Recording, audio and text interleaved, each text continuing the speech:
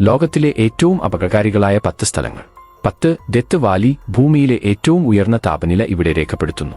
ഇവിടെ ജീവൻ നിലനിൽക്കില്ല. 9. Mount Everest. ഏറ്റവും ഉയരം കൂടിയ പർവ്വതം.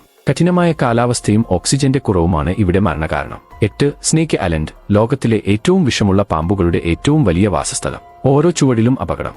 7. ചെർണോബിൽ. ആണവ ദുരന്തം കാരണം ഈ പ്രദേശം ഇപ്പോഴും അതീവ റേഡിയേഷൻ മേഖലയായി തുടരുന്നു. 6. ലേക്ക് നാട്രോൺ. ഉയർന്ന വിഷാംശമുള്ള ലവണങ്ങൾ കാരണം ഈ തടാകത്തിൽ വീഴുന്ന ജീവികൾ കല്ലായി മാറും.